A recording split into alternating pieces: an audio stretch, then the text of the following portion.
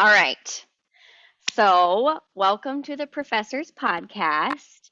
I'm so excited today because we are going to be discussing a new curriculum that the BCMPA program is offering to its students. It's called the Burnout Prevention and Intervention Curriculum. And I'm super pumped because I have Professor De Gregorio here with me today.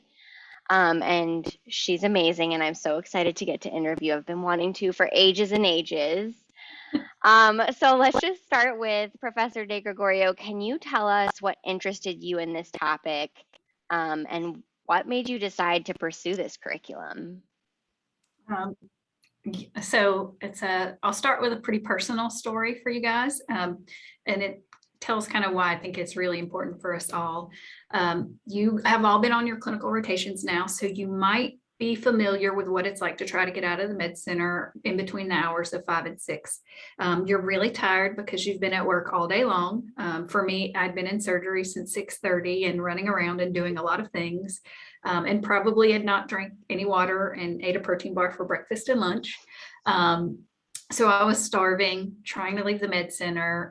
And as you guys know, my goal after I get off work or my job is to pick up my daughter and transport her immediately to our soccer practice, which could be anywhere in the city. And that involves like picking her up and feeding her and driving at least 30 minutes to an hour based on the day.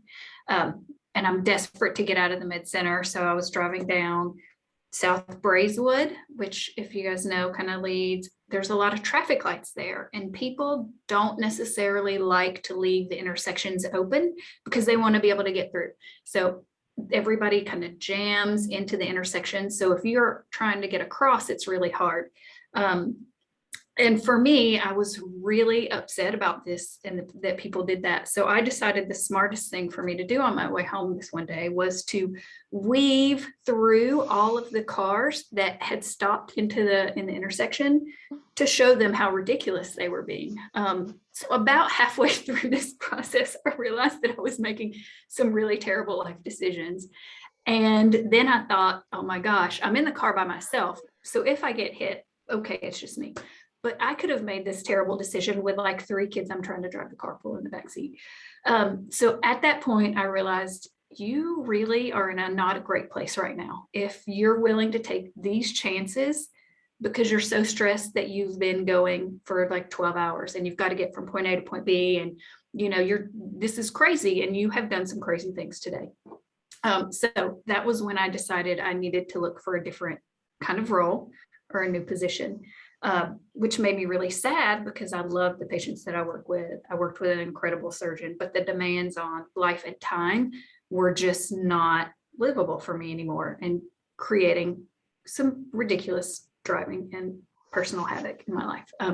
So that's the like brief personal story that was a little longer than I wanted it to be. But so I've living through this process made me reflect and kind of think. And it's like one of the things I think is really common in people who choose things like healthcare, which I did now, teaching, which I did before, is like you come in and you're really excited about all of these things that you can bring to people and you want to really do good things for people's lives.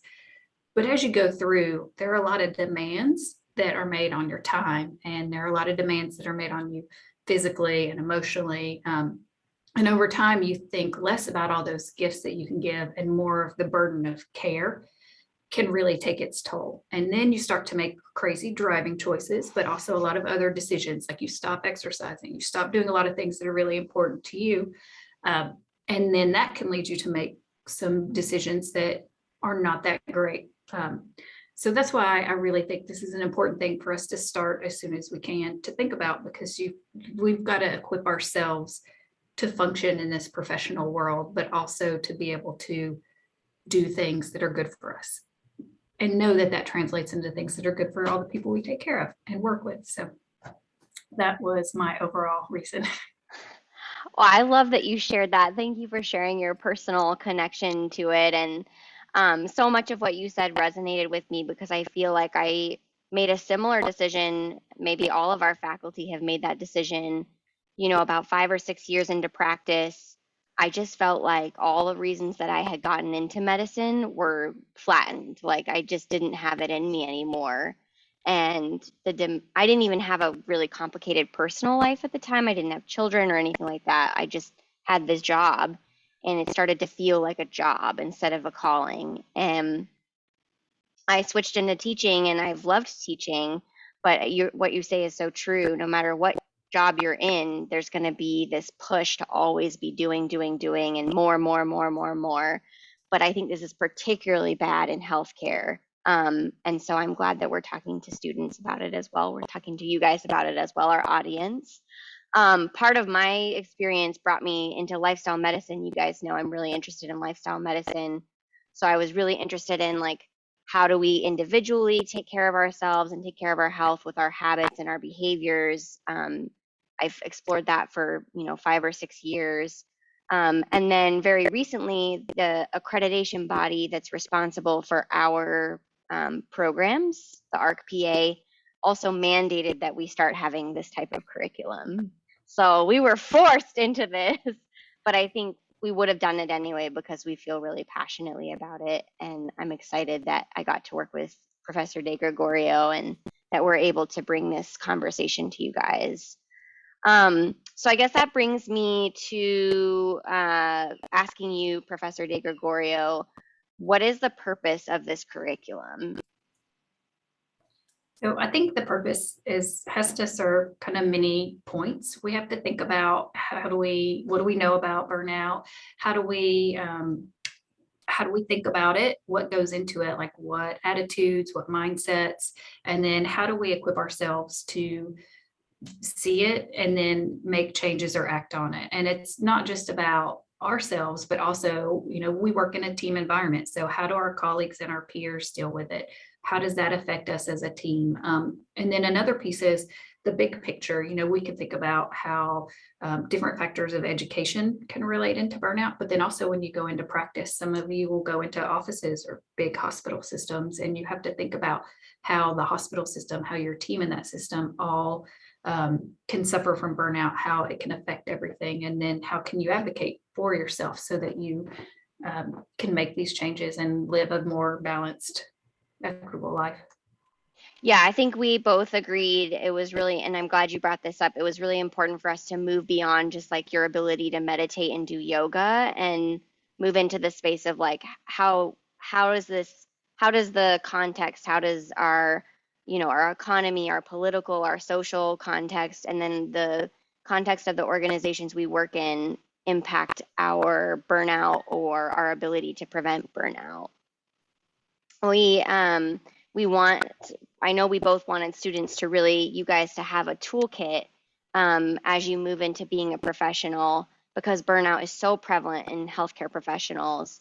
And it's really hard. There's actually not a lot of solid evidence out there. There's a lot of mixed evidence about how to prevent and intervene burnout at all of those different levels. So next question. What should our students expect as they're moving through this curriculum? Okay, so we've broken it into 3 different modules. We want to think about as much as you can do asynchronously and then come together to talk about things in a workshop that will be really beneficial. So your asynchronous modules will be associated with senior days. And it's got a short bit of content for you. So we tried to go with things that were not PowerPoint lecture slides. So things like podcasts, which you guys have used as a learning tool, and I hope are now too, or some different types of videos that can be pretty short. So we're looking for like 20 minutes, maybe an hour at the max, that's associated with each module and assignment. They are all either pass or fail. So it's going to be open in that regard. We'll start with module 1, which will be due now with the senior day, or start with the senior day and be due in December. And then module 2 will be in February, and there'll be an asynchronous piece, and then we'll have a workshop that goes with that. And then module 3 will be started in June and then due in September. So when you say due, what kind of assignments are we talking about? Discussion board posts? It was really hard. We really thought those discussion board posts would be great, but no. We think we've probably had enough of those. So we wanted to try some assignments that would give you an opportunity to reflect, but also know that you guys live in a world that is open to a lot of different types of expression and media. So if you think about, our first one is going to be a reflection on Padlet, which gives you a great opportunity to create a post, but you can use a picture, you can use a video, it could be an article link, something like that. That will allow you to kind of express that reflection and write a few sentences that tell us a little bit more about it. For the second module, we've got a video that'll talk about like different cognitive patterns, which I think are things that we've all talked to you as advisors about. So it's nice to have it come together with that video. And then we'll talk about reflecting on that together.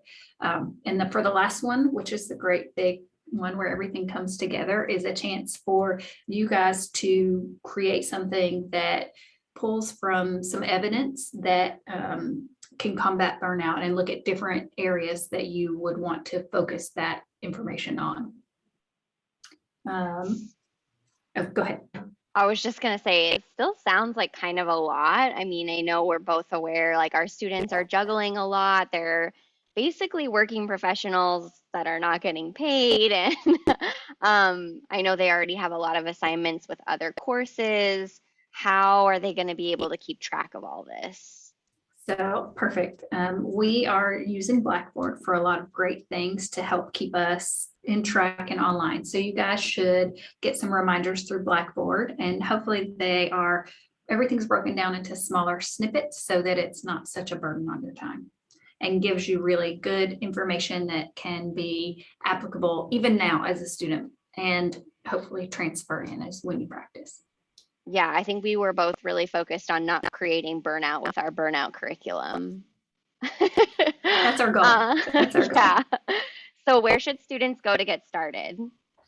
So if you go to the Blackboard course for PRIS 2, on the left-hand side, there is a small section that says burnout. And if you click on that, it'll take you to your first module, which is an asynchronous module. So you can click on it and it'll follow through and give you information.